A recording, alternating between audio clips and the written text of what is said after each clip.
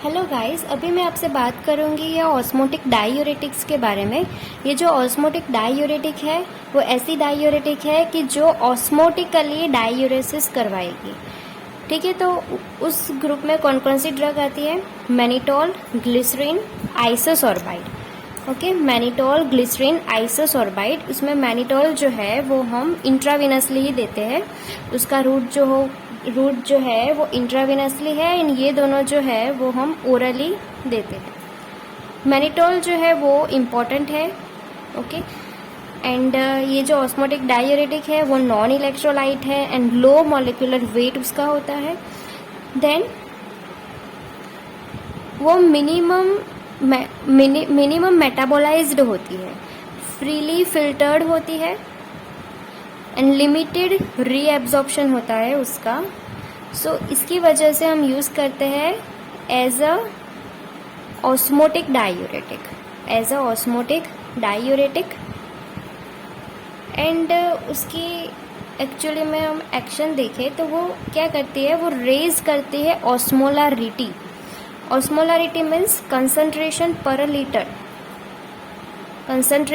Litre.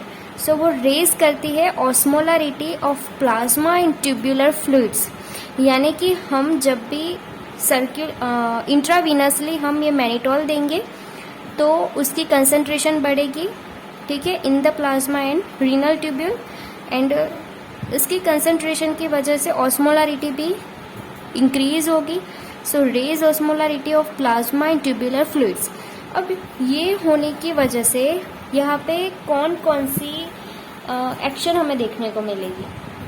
ठीक है, तो पहला तो ये कि मैनिटोल जो है वो रिटेन करेगा वाटर, और मतलब कि वाटर जो है वो यहाँ पे रिटेन होगा इन द बॉडी एंड और decreases tubular water and electrolyte reabsorption. तो नेफ्रॉन में जो प्रॉक्सिमल ट्यूब्यूल्स है वहाँ पे जो वाटर एंड इलेक्ट्रोलाइट वो जो है वो 75%, ठीक है, वो रीएब्जॉर्ब होते हैं, तो वो भी डिक्रीज होगा। ठीक है, तो water and electrolyte reabsorption decrease करवाएगी ये मैनिटोल, जिसकी वजह से यस वाटर भी रीएब्जॉर्ब नहीं होगा तो फिर यस डायूरेसिस ही होगा। ठीक है, डायूरेसिस होगा। दूसरा, जब भी हम इंट्रावीनसली मैनिटोल लेंगे तो यहाँ पे मैनिटोल जो है वो यहाँ पे इंटरस्टिशियल पार्ट में जाएंगी एंड यहाँ पे ऑस्मोलालिटी जो है वो इंक्रीज होती है। ठीक है, मैनिटोल हम लेंगे तो ऑस्मोलालिटी वो इंक्रीज होती है, तो ये मैनिटोल जो है वो यहाँ पे सेल में वो एंटर नहीं करेगा। मैनिटोल सेल में एंटर नहीं करता, तो यहाँ पे ये सारे पार्ट में ऑस्मोलालिटी जो है वो इंक्रीज हो जाएगी, जिसकी वजह से सेल में से ऑस्मोटिकली वाटर बाहर आएगा। ठीक है, तो यहाँ पे बहुत ज़्यादा वाटर जो है वो बाहर आएगा। Okay, osmotically. सो क्या होगा, एक्स्ट्रा सेलुलर फ्लूइड वॉल्यूम जो है वो इंक्रीज होगा GFR। ठीक है, इनहिबिशन होगा रेनिन रिलीज एंड इंक्रीज होगा रीनल ब्लड फ्लो। ठीक है, तो यहाँ पे extra cellular fluid volume increase हुआ तो क्या होगा, रीनल ब्लड फ्लो भी इंक्रीज होगा। ठीक है, तो यहाँ से ये वाजा रेक्टा है, ये नेफ्रॉन है, यहाँ पे GFR भी इंक्रीज हो रहा है। ठीक है, GFR भी इंक्रीज हो रहा है, रीनल ब्लड फ्लो भी इंक्रीज हो रहा है। तो ये जो पार्ट है वो इंटरस्टिशियल वाला पार्ट है। ठीक है, यहाँ पे हाइपर टोनिसिटी प्रेजेंट है। ठीक है, यहाँ पे 300 है, 400 है, 600 है, ये नॉर्मली ऐसे प्रेजेंट होता है। बट जब भी ये रीनल ब्लड फ्लो इंक्रीज होगा, ओके, सो यहाँ पे रीनल ब्लड फ्लो इंक्रीज हो रहा है, तो क्या होगा कि जो यहाँ में से यहाँ पर जो सारे सॉल्यूट्स है कि जो यहाँ पे रीएब्जॉर्ब हो गए और वो वॉश आउट हो जाएंगे। ठीक है, यहाँ से वो वॉश आउट हो जाएंगे।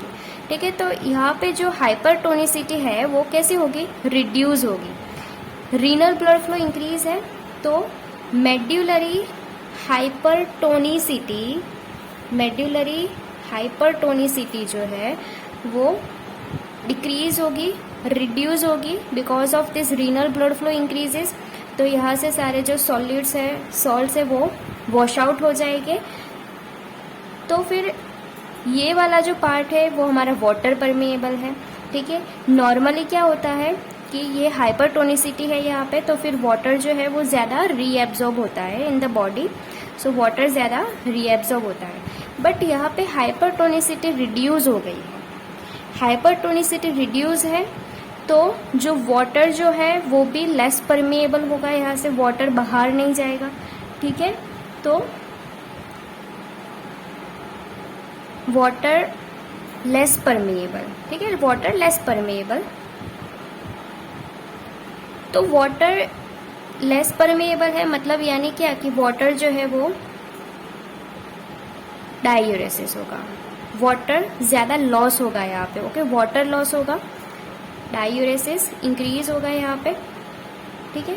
तो डाइल्यूटेड यूरिन पास होगा, ओके, डायूरेसिस यानी यही बात। तो यहाँ पे ये मैनिटोल जो है वो यहाँ पे ऑस्मोलालिटी इंक्रीज करता है osmotically, extra cellular fluid volume increase होगा, जीएफआर इंक्रीज होगा, रीनल ब्लड फ्लो इंक्रीज होगा, इसकी वजह से ये डायूरेसिस होगा, ओके। एंड दूसरा कि ट्रांसपोर्ट जो यहाँ पे होते हैं, ठीक है, ये थिक असेंडिंग लूप है, यहाँ पे जो सेल्स प्रेजेंट होते हैं, यहाँ पे ल्यूमिनल सरफेस पे कौन सा ट्रांसपोर्ट होता है प्रेजेंट, सोडियम पोटाशियम 2 क्लोराइड। तो यहाँ पे ये मैनिटोल जो है वो इनहिबिट करता है इस ट्रांसपोर्ट को, ठीक है, यहाँ पे ये ट्रांसपोर्ट ही इनहिबिट है। तो यस, ये किस तरह से वर्क करेगी, as a loops, okay, loop diuretic जैसे ही ये वर्क करेगी, क्योंकि ये इसको इनहिबिट करती है। तो यहाँ पे इसकी वजह से भी डायूरेसिस होगा, ठीक है। तो ये 3 यहाँ पे मैकेनिज्म होती है। फर्स्ट, मैनिटोल करवाता है decrease tubular water and electron reabsorption. दूसरा, यहाँ पे डायूरेसिस इस तरह से होगा, ठीक है, इंक्रीज होगा extra cellular fluid volume and increase renal blood flow. And तीसरा यहाँ पे ये है कि ये जो ट्रांसपोर्टर है वो इनहिबिट हो गए बाय दिस मैनिटोल।